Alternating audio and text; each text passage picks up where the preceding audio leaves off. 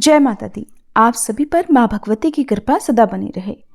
इससे पहले का अध्याय सुनने के लिए, वीडियो को लाइक और कमेंट्स करने के लिए आप सभी का बहुत बहुत धन्यवाद। आज सुनिए आगे की कथा। इससे पहले देवी भागवत पुराण में आपने महिषासुर के जन्म की कथा सुनी। अब उसके आगे का वृतांत सुनिए, जिसे व्यास जी राजा जन्मेजय को सुना रहे हैं। व्यास जी कहते हैं, हे राजन, इस प्रकार महिषासुर नाम से प्रसिद्ध वह दानव संपूर्ण जगत पर शासन करने लगा। वर पा जाने के कारण उस पराक्रमी दैत्य को अत्यंत अभिमान हो गया था। सभी प्राणी उसके अधीन रहते थे। उसने समुद्र पर्यंत सारी पृथ्वी को अपने बाहुबल से जीतकर खुद उसकी रक्षा का भार संभाल लिया था। उसका अब एक छत्र राज्य हो गया था। उस समय उसका कोई भी शत्रु नहीं रहा। उसके सेनाध्यक्ष का नाम चिक्षुर था, जो कि महान प्रतापी और सदा मद से चूर रहता था। ताम्र नाम से विख्यात राक्षस उसके कोषाध्यक्ष का काम करता था। उसके पास 10,000 सैनिक थे। असिलोमा, उदर्क, विडाल, वाशकल, त्रिनेत्र और कालबंधक नाम से प्रसिद्ध संपत्तिशाली अन्य बहुत से राजा थे। उनके पास प्रचुर सेना थी। समुद्र पर्यंत पृथ्वी पर प्राचीन समय से ही उनका राज्य था। उन सब ने महिषासुर को कर देना स्वीकार कर लिया। जो बलाभिमानी राजा कर देने के पक्ष में नहीं थे, वे वीर धर्म के अनुसार युद्ध में काम आ गए। महाराज, ब्राह्मणों ने भी महिषासुर की अधीनता स्वीकार कर ली। यज्ञ में वे उस दानव को भी भाग देने लगे।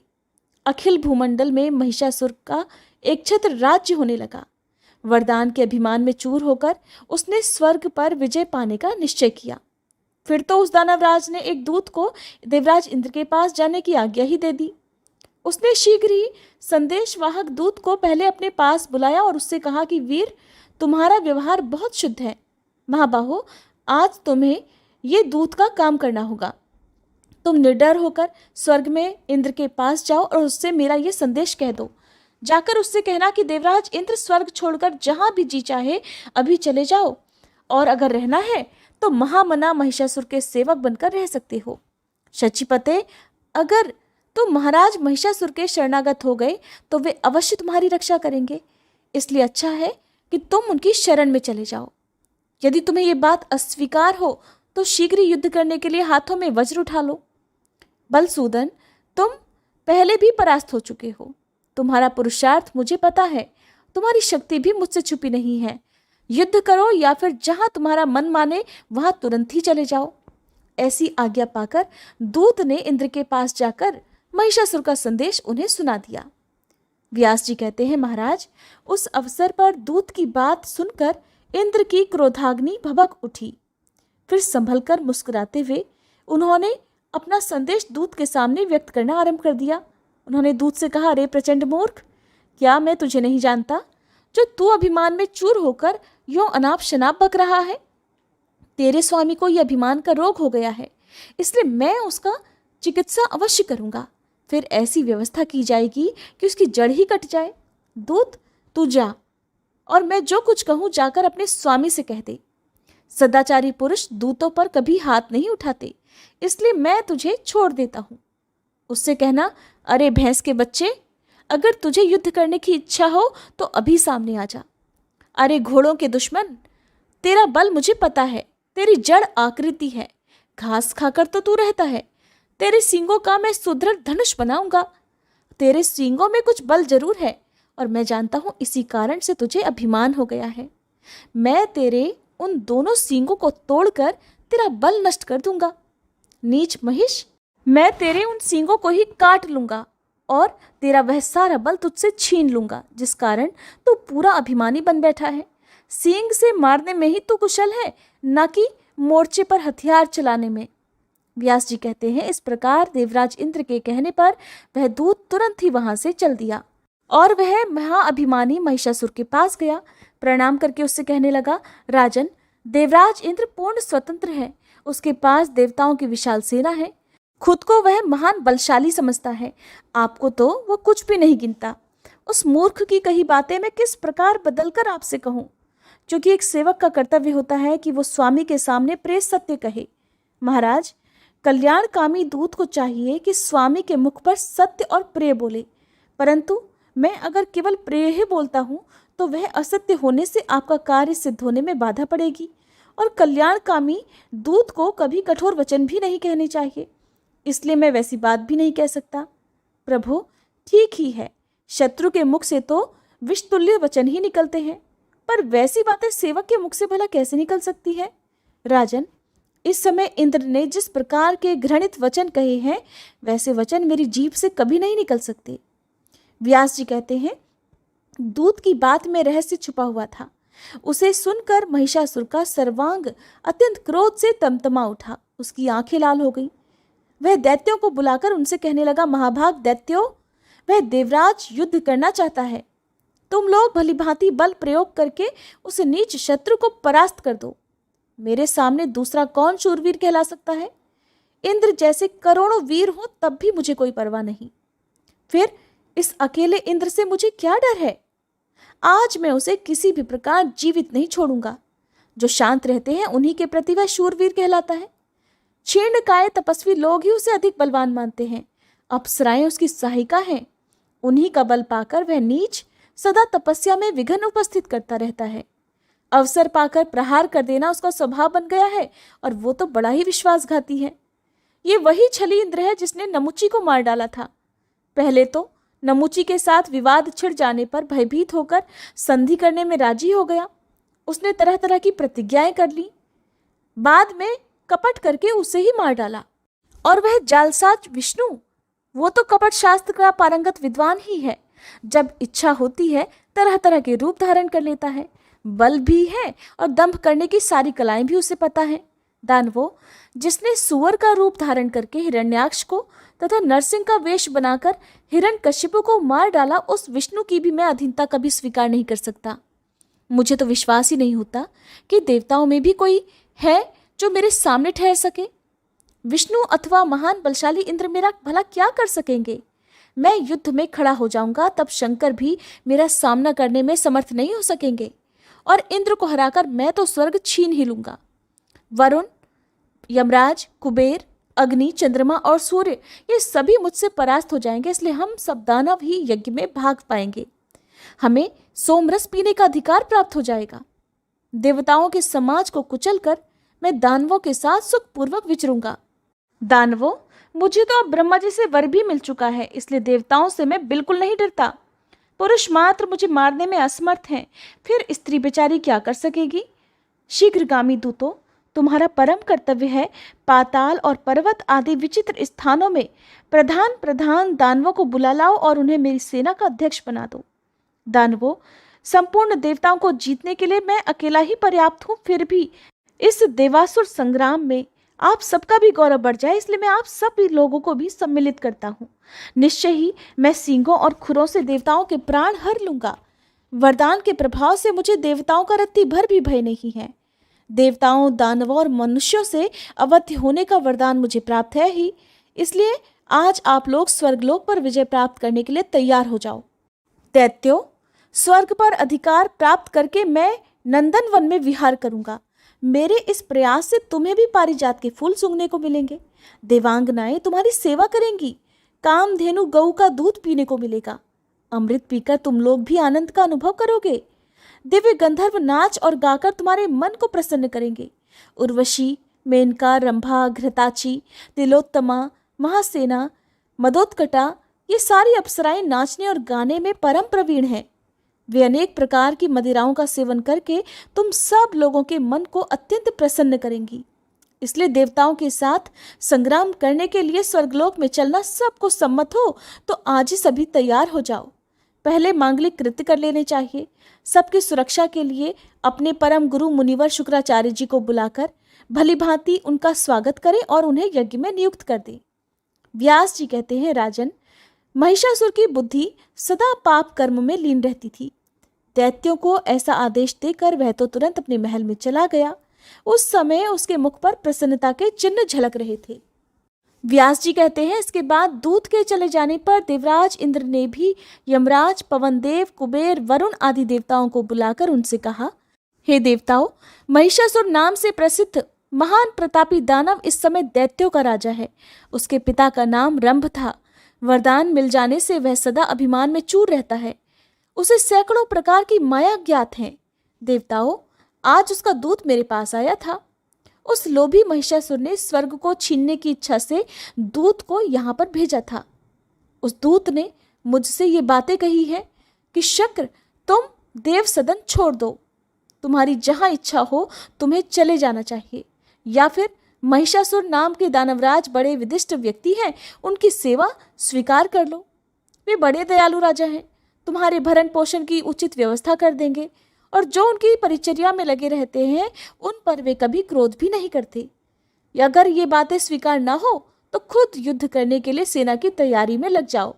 मेरे वहां जाने पर दानवराज महिषासुर तुरंत तुम पर चढ़ाई कर देंगे। देवताओं, महिषासुर इस तरह महानीच प्रकृति का दानव है। उसका दूत मुझसे ये सारी बातें कहकर चला गया है। इसलिए हम लोगों को अब क्या करना चाहिए, इस विषय पर आप लोग विचार कीजिए। देवताओं, बलवान पुरुष को चाहिए कि वो कभी किसी दुर्बल शत्रु की भी उपेक्षा ना करे। विशेषकर जो अपने बल का अभिमान रखते हों, उन बलशाली पुरुषों को तो सदा ही उद्योगी बने रहना चाहिए। बुद्धि और बल के अनुसार निरंतर प्रयास में लगे रहना चाहिए। हार और जीत तो प्रारब्ध के अधीन है, उसको कोई नहीं टाल सकता। इस समय उनसे मैत्री कर लेना भी ठीक नहीं, क्योंकि महिषासुर बहुत दुष्ट है। उसके मित्र बन जाने पर भी कोई प्रयोजन सिद्ध नहीं हो सकता। आप लोग उत्तम विचारशील हैं, इसलिए इस विषय पर बारंबार विचार कीजिए। अचानक अभी उस पर चढ़ाई कर दी जाए ये भी ठीक नहीं। बड़ी आसानी से प्रवेश करने में कुशल शीघ्रगामी गुप्तचर पहले वहां भेज दिए जाएं। गुप्तचर ऐसे होने चाहिए जो शत्रु के अभिप्राय को पूरा पूरा समझ सके, किसी के साथ अधिक प्रेम न रखें, किसी प्रलोभन में न पड़े और सत्यवादी हों। यथार्थ रूप से शत्रु की सेना की संख्या और उसका सारा रहस्य जानकर फिर चढ़ाई करना उचित रहेगा। उसकी सेना में कितने कैसे वीर हैं, गुप्तचर उनकी संख्या आदि का पूरा ज्ञान प्राप्त करके शीघ्रता से वापस लौट आए। उनके द्वारा महिषासुर तथा उसकी सेना के बल को जान लेने के बाद हम लोग तुरंत धावा बोलने या शक्ति संग्रह करने के प्रबंध में लग जाएंगे। बुद्धिमान पुरुष को सदा विचार करके ही कोई काम करना चाहिए। अचानक किए हुए कार्य से सर्वथा दुखी होने की संभावना बनी रहती है। इसलिए पंडित जन भलीभांति सोच समझकर सुखप्रद कर्म में ही हाथ डाला करते हैं। अभी दानवों के साथ युद्ध ठान लिया जाए तो ये तो सर्वथा अनुचित है। ऐसा करना तो वैसा ही होगा जैसे बिना जाने हुए औषधि का सेवन करना। ऐसे कार्य से तो सर्वथा उल्टा फल सामने आ सकता है, हमारी हार हो सकती है। व्यास जी कहते हैं, राजन, उपस्थित देवताओं के साथ इस प्रकार बातचीत करके और शत्रु का अभिप्राय जानने के लिए देवराज इंद्र ने कार्यकुशल निपुण गुप्तचर को जाने की आज्ञा दे दी। वह दूत तुरंत चला गया और सारे भेद जानकर इंद्र के पास लौट आया। उसने महिषासुर की सेना का जो बल था उसकी संपूर्ण सूचना देवराज को दे दी। दानव पक्ष की सैनिक तैयारी की जानकारी प्राप्त होने पर देवराज इंद्र अत्यंत आश्चर्य में पड़ गए। उन्होंने तुरंत देवताओं को आज्ञा दी। देवता गए और मंत्र वेदताओं में श्रेष्ठ पुरोधा बृहस्पति जी को बुला लाए। उनके साथ परामर्श होने लगा। अंगिरा नंदन बृहस्पति जी जब उत्तम आसन पर बैठ गए तब देवराज ने उनसे कहा, हे विद्वन, आप देवताओं के गुरु हैं, इस अवसर पर हमें क्या करना चाहिए, अब ये बताने की कृपा कीजिए। आप सर्व के पुरुष हैं, इस कठिन परिस्थिति से केवल आप ही हमें उबार सकते हैं। आज महिषासुर नामक दानव बहुत से दैत्यों को साथ लेकर युद्ध करने के लिए स्वर्गलोक पर आ रहा है। उसमें अथाह बल है, वो अभिमान में मत्त रहता है।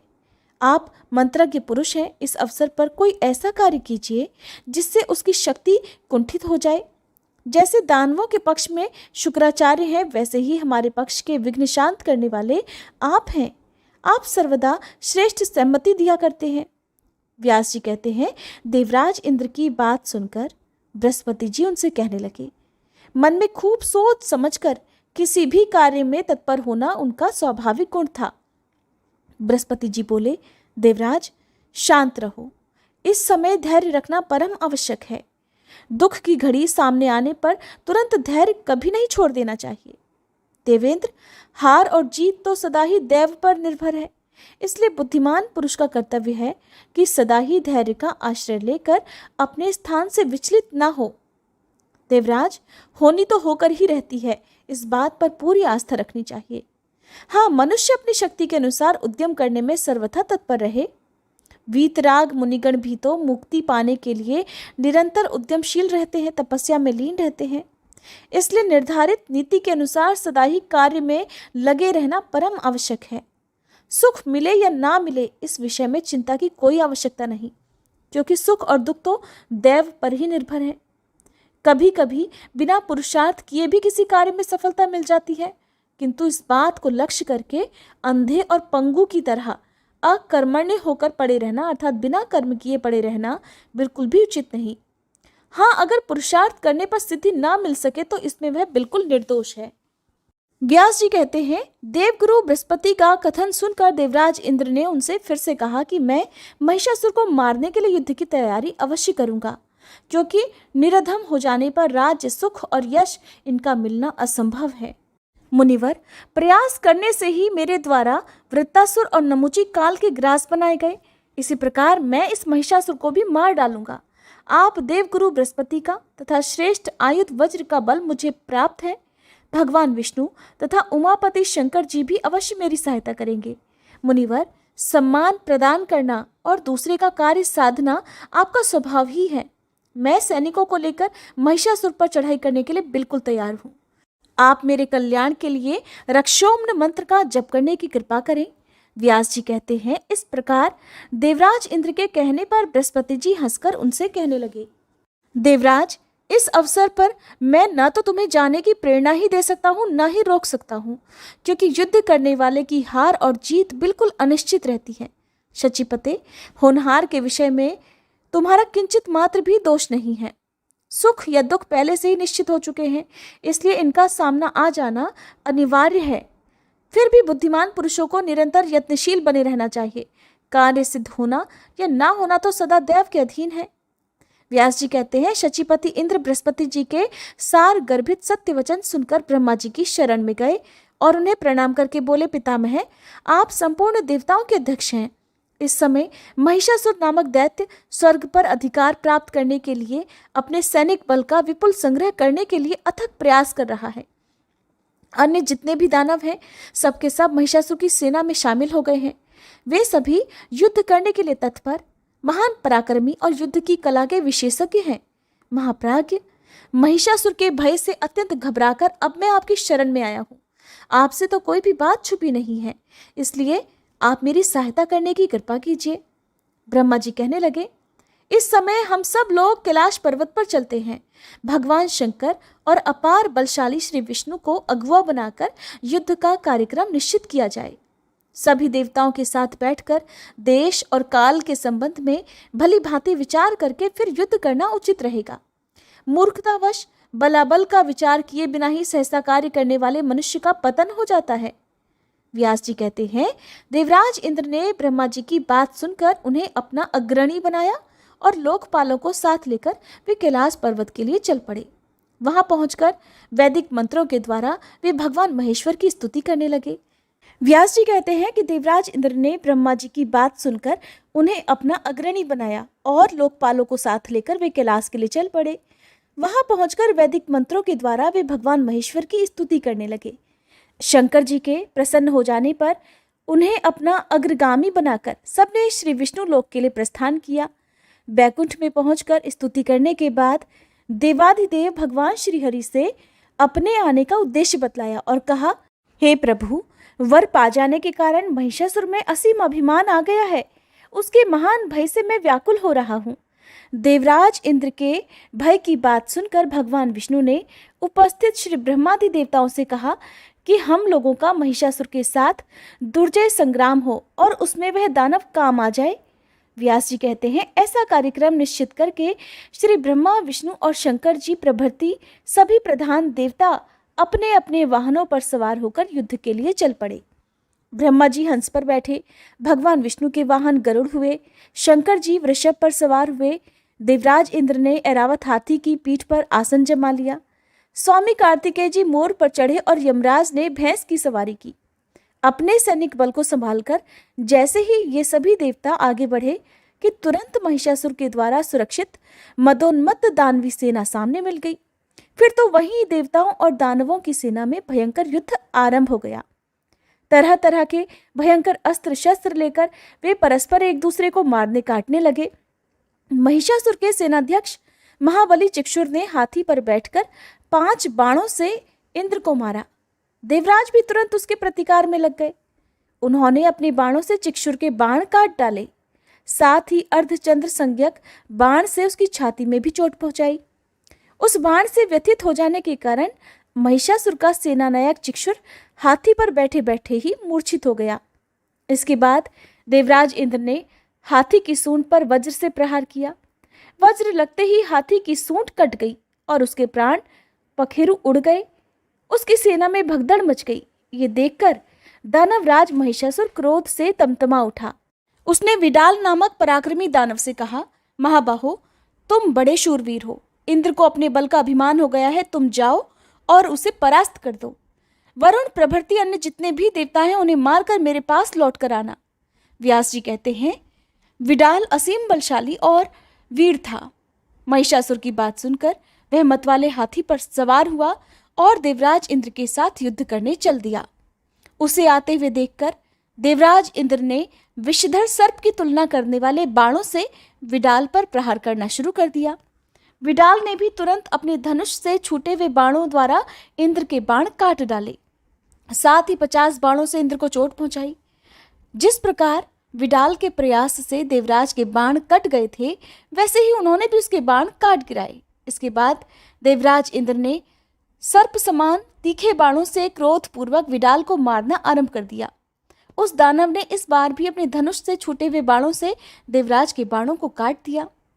तब इंद्र ने विडाल के हाथी की सूंड पर गदा से प्रहार किया। गदा लगते ही सूंड धड़ से अलग हो गई। फिर तो वह हाथी बार बार चिंघाड़ने लगा और पीछे मुड़कर अपनी दानवी सेना को ही कुचलने लगा। अब सैनिक भय से घबरा उठे। हाथी युद्ध भूमि से भाग गया। यह देखकर विडाल तुरंत एक सुंदर रथ पर बैठ गया और युद्ध के मैदान में देवताओं के सामने आकर डट गया। इंद्र ने देखा कि विडाल रथ पर सवार होकर फिर आधमका है। तब वे अपने विषैले तीखे बाण उस पर छोड़ने लगे।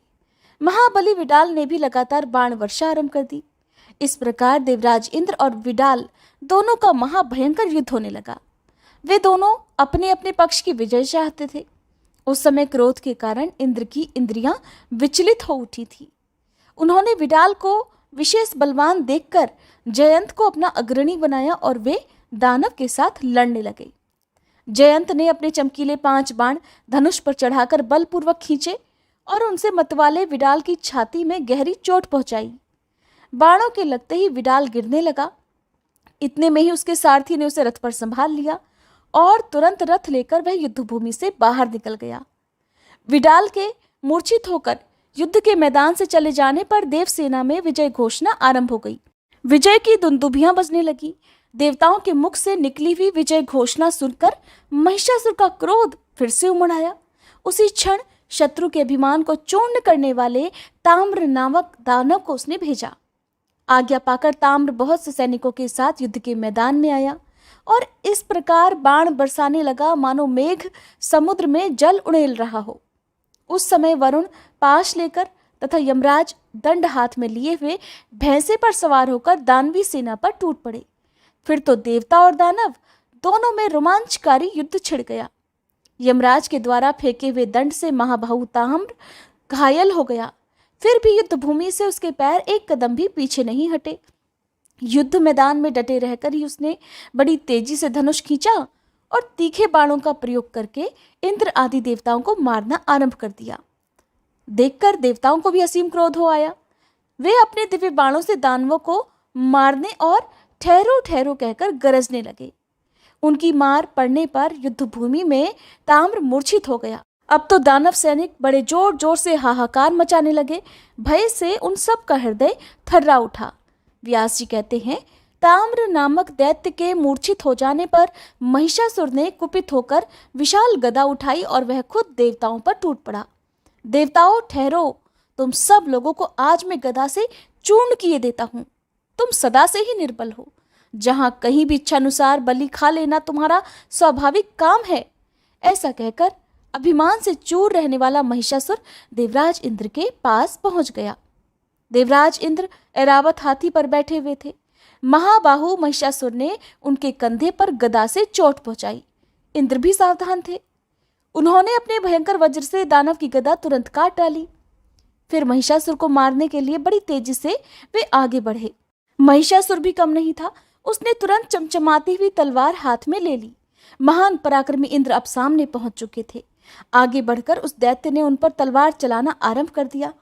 फिर तो दोनों में संपूर्ण प्राणियों को भयभीत करने वाला रोमांचकारी युद्ध ठन गया। तरह तरह के अस्त्र शस्त्रों का प्रयोग करके वे लड़ रहे थे।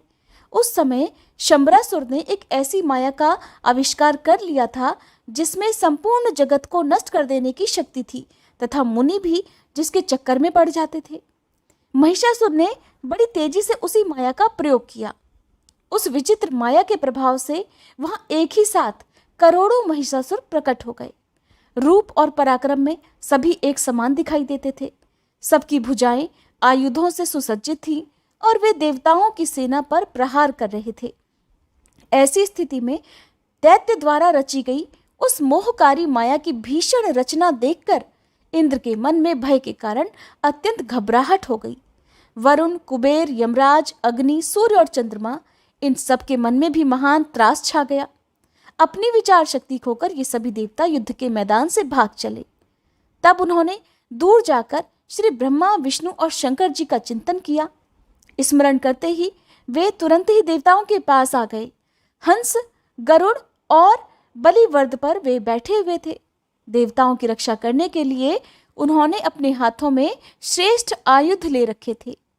मोह उत्पन्न करने वाली उस आसुरी माया को देखकर भगवान विष्णु ने अपना प्रज्वलित सुदर्शन चक्र चलाया। उस चक्र के प्रचंड तेज से माया की सारी शक्ति समाप्त हो गई। उस समय सृष्टि, स्थिति और संहार के अधिष्ठाता प्रधान देवता वहां पर उपस्थित थे। महिषासुर ने उन्हें देखकर युद्ध की इच्छा से परिघ उठा लिया और बड़ी तेजी से आगे बढ़ा। महान बलशाली महिषासुर, उसका सेनाध्यक्ष चिक्षुर, उग्रवीर्य, असिलोमा, त्रिनेत्र आदि ये दानव तथा इनके अलावा भी बहुत से दैत्य युद्ध करने के विचार से निकल पड़े। सभी कवच पहने हुए थे। भुजाएं धनुष से सुशोभित थीं। वे मतवाले होकर रथ पर बैठे हुए थे। उन्होंने संपूर्ण देवताओं को इस प्रकार घेर लिया मानो सियार सुकोमल बछड़ों को घेर कर खड़े हुए हों। इसके बाद वे सभी दानव मदांध होकर देवताओं पर बाण बरसाने लगे। देवताओं द्वारा भी उसी प्रकार की बाण वर्षा आरंभ हो गई। एक दूसरे को मारने के लिए वे सब पर्याप्त प्रयास कर रहे थे।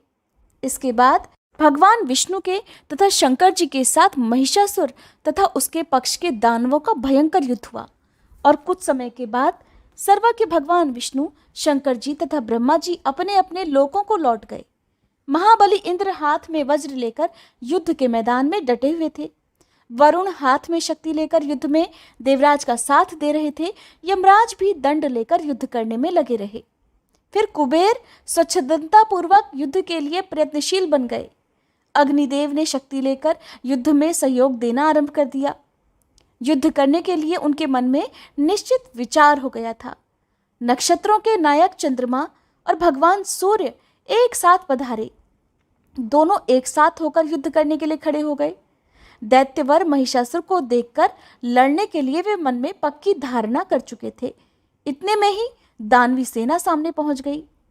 प्रत्येक सैनिक क्रोध में भरकर बाण बरसाने में तत्पर था और वे बाण ऐसे लग रहे थे मानो क्रूर सर्प हों। सेना के बीच वह दानवराज भैंसे के रूप में उपस्थित था। दोनों दल के सैनिकों द्वारा भीषण गर्जना आरंभ हो गई और देवताओं तथा दानवों की सेना में अत्यंत भयंकर संग्राम मच गया। उस समय उनके धनुष टंकारने और ताल ठोकने से ऐसी आवाज निकल रही थी मानो बादल गरज रहे हों। महाबली महिषासुर अभिमान में चूर था। उसने सींगों से पर्वत के शिखरों को फेंकना आरंभ कर दिया। उसके फेंके हुए पत्थरों से देवता घायल हो उठे थे। वह दैत्य बड़ा ही अद्भुत प्राणी था। उसके सर्वांग में क्रोध छाया हुआ था। उसके खुरों के आघात से तथा पूंछ के घुमाने से बहुत से देवताओं को उसने मार डाला। तब लड़ने के लिए जितने देवता और गंधर्व वहां पर एकत्रित थे वे सभी अत्यंत डर गए। महिषासुर के इस पराक्रम को देखकर देवराज इंद्र के पैर भी उखड़ने लगे। वे युद्धभूमि से निकलकर भाग चले। शचीपति इंद्र के भाग जाने पर वरुण, कुबेर और यमराज सभी भय से घबराकर विचलित हो गए। सम्यक प्रकार से विजय मानकर महिषासुर अब अपने महल के लिए प्रस्थान कर गया। महिषासुर ने इंद्र के ऐरावत हाथी तथा कामधेनु गऊ और उच्चैःश्रवा घोड़े को अपने अधिकार में कर लिया। फिर उसके मन में आया कि सेना को साथ लेकर मैं इसी क्षण स्वर्ग पर चढ़ाई कर दूं। उस समय देवतागण भय से कातर होकर इधर उधर छुपे हुए थे। पूरा देव सदन खाली पड़ा हुआ था। महिषासुर ने तुरंत वहां पहुंचकर अपना अधिकार जमा लिया। उसने स्वयं देवराज के दिव्य आसन पर बैठने की व्यवस्था कर ली। देवताओं के स्थानों पर दानवों के बैठने का प्रबंध कर लिया। इस प्रकार पूरे 100 वर्षों तक अत्यंत भयंकर युद्ध करने के बाद महाभिमानी महिषासुर इंद्र का पद प्राप्त करने में सफल हो गया। उसके इस भीषण प्रयास से संपूर्ण देवता स्वर्ग छोड़कर पर्वत की गुफाओं में वर्षों तक भटकते रहे। इस भयानक स्थिति में उन्हें महान दुख भोगने पड़े। राजन, निरंतर दुख सहने से जब देवताओं का साहस टूट गया, तब वे सब मिलकर पुनः ब्रह्मा जी की शरण में गए। क्योंकि प्रजा का सारा भार चतुर्मुख ब्रह्मा जी पर ही रहता है। उनका रूप राजसिक है। उस समय कमल के आसन पर विराजमान होकर वे वेद का निर्माण कर रहे थे। उन्हीं के विग्रह से प्रकट हुए मरीचि आदि प्रमुख मुनिगण, जो संपूर्ण वेदों के पारगामी और शांत स्वभाव हैं, वे सभी उनकी सेवा में उपस्थित थे। सिद्ध, चारण, गंधर्व, किन्नर, पन्नग और उरग सब के सब उन देवाधिदेव जगतगुरु की स्तुति में संलग्न थे। देवतागण बोले, संपूर्ण दुख दूर करने वाले पद्म योनि हे ब्रह्मा जी, इस समय सभी देवता संग्राम में दानवराज महिषासुर से परास्त होकर पर्वत की गुफाओं में छुपे हुए हैं। स्थान से च्युत हो जाने के कारण, अर्थात अपना स्थान त्यागने के कारण उन्हें महान कष्ट भोगना पड़ रहा है। हमारी ऐसी दयनीय दशा देखकर भी आप दया नहीं करते? ये कैसी विचित्र बात है ब्रह्मा जी। सैकड़ों अपराध करने भी शरण में आए हुए पुत्रों को क्या निर्लोपी पिता त्याग कर उनकी अधोगति में पड़े रहना स्वीकार कर सकता है? कदापि नहीं। आज दैत्यों के सताए जाने पर हम सभी देवता दीनतापूर्वक आपकी शरण में आए हैं और अब भी आपकी उपेक्षा दृष्टि हो रही है। इस समय महिषासुर स्वर्ग और भूमंडल का राज्य भोग रहा है। ब्राह्मणों द्वारा यज्ञों में सर्वोत्तम भाग उसी को मिल रहा है। देव वृक्षों में श्रेष्ठ पारिजात के पुष्प उसे सेवन के लिए सुलभ हो रहे हैं। यहाँ तक कि वह नीच समुद्र की अटूट निधि कामधेनु गौ से भी स्वयं लाभ उठा रहा है। देवेश, हम कहाँ तक वर्णन करें? आप तो सर्वज्ञान संपन्न हैं। महिषासुर का सारा वृतांत तो आपको पता ही है। इसलिए हे प्रभु, हम सभी आपके चरणों में मस्तक झुकाए हैं। विभो, महिषासुर अवश्य ही महान नीच है। उसके द्वारा निरंतर घृणित चेष्टाएं होती रहती हैं। तरह तरह के निंदित कर्मों में वह रत है। जहाँ कहीं भी देवता जाते हैं, वहीं वह उन्हें कष्ट पहुंचाता रहता है। हे देवेश, हम सब देवताओं के तो आप ही रक्षक हैं। हमें कल्याण के भागी बनाने की कृपा करें। आप संपूर्ण देवताओं में श्रेष्ठ हैं। सबकी सृष्टि आप पर ही निर्भर है। आप आदि पुरुष और मंगलमय हैं। आप में अनंत तेज निहित है। हे ब्रह्मा जी, सबको शांति प्रदान करना आपका ही स्वभाव है। हम सभी देवता प्रज्वलित दावानल जैसे संताप से दुखी हैं। अगर आप हमारे शरण्य नहीं बनते तो भला आप जैसे सर्वसमर्थ प्रभु को छोड़कर हम दूसरे किसकी शरण में जाएं? व्यास जी कहते हैं, इस प्रकार स्तुति करके संपूर्ण देवता हाथ जोड़कर प्रजापति ब्रह्मा जी को प्रणाम करने लगे। उनके मुख पर उस समय अत्यंत उदासी छाई हुई थी। उस समय उन्हें अपार कष्ट का अनुभव हो रहा था। उन्हें दुखी देखकर लोक पितामह श्री ब्रह्मा जी मधुर वाणी में मानो देवताओं को सुख पहुंचाते हुए इस प्रकार कहने लगे। श्री ब्रह्मा जी ने जो कुछ भी कहा उसका वर्णन आप अगले अध्याय में सुनिएगा। उम्मीद है आज की ये वीडियो आपको पसंद आई होगी। वीडियो अच्छी लगी हो तो प्लीज़ लाइक जरूर कीजिएगा।